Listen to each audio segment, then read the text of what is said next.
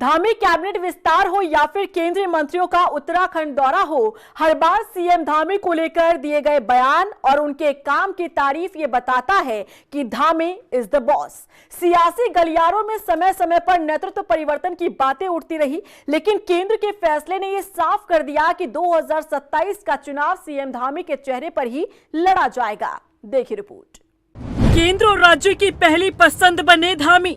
अमित शाह और राजनाथ के बयान ने लगाई मुहर। नेतृत्व परिवर्तन की चर्चाओं पर विराम। धामी के चेहरे पर 2027 का चुनाव। केंद्र और राज्य ने किया साफ, Dhami is the boss. Uttarakhand में अब ना तो मुख्यमंत्री का चेहरा बदला जाएगा और ना ही कोई नेतृत्व परिवर्तन होने जा रहा है। बीते कुछ समय से सियासी गलियारों में इस तरह की चर्चाएं खूब चल रही थी, लेकिन कैबिनेट विस्तार और केंद्रीय मंत्रियों के बयानों ने इन कयासों और चर्चाओं पर विराम लगा दिया है और उत्तराखंड के मुख्यमंत्री पुष्कर सिंह धामी केंद्र और राज्य की पहली पसंद बन गए हैं और 2027 विधानसभा चुनाव बीजेपी धामी के चेहरे पर ही लड़ने जा रही है। और इससे ये साफ हो गया है कि धामी इज द बॉस, क्योंकि जिस तरह से उन्होंने अपने कार्यकाल के दौरान बड़े और कड़े फैसले लिए, इसके दम पर उन्होंने अपनी एक अलग पहचान और छवि बनाई।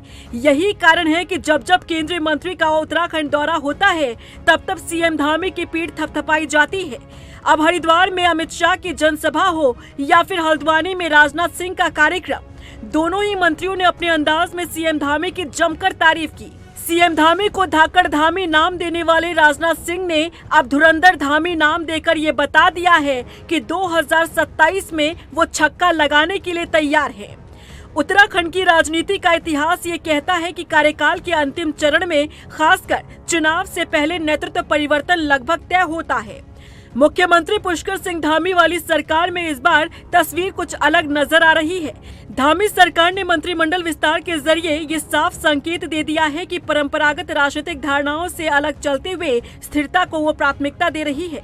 लंबे समय से नेतृत्व परिवर्तन की अटकलों को अब विराम सा लगा दिया गया है। सियासी जानकारों का मानना है कि ये कदम न सिर्फ मौजूदा परिस्थितियों को ध्यान में रखकर उठाया गया है, बल्कि इसका उद्देश्य भविष्य की राजनीति को भी एक स्पष्ट दिशा देना है।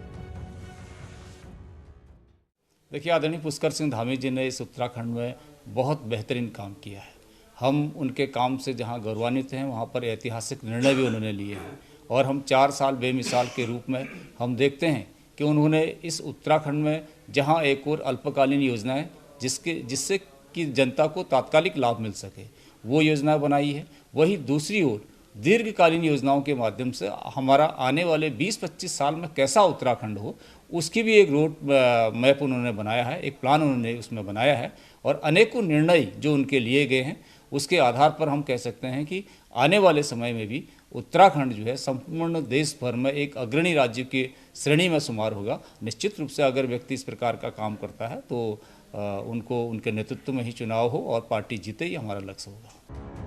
बीजेपी पहले ही उत्तराखंड में धामी को 2 बार मुख्यमंत्री बनाकर एक अलग राजनीतिक संदेश दे चुकी है। अब मंत्रिमंडल विस्तार के जरिए उन्हें और मजबूत किया गया है। आमतौर पर जहां सरकारी चुनाव से पहले बड़े बदलावों की ओर जाती है, वहीं इस फैसले से ये संकेत मिलता है कि सरकार ने नेतृत्व और कार्यशैली को लेकर आश्वस्त कर दिया है।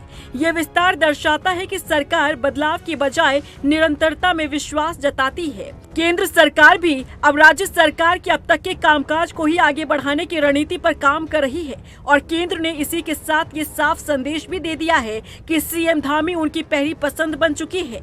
ऐसे में ये कहना गलत नहीं होगा, धामी इज द बॉस। रफ्तार मीडिया के लिए देहरादून से ब्यूरो रिपोर्ट।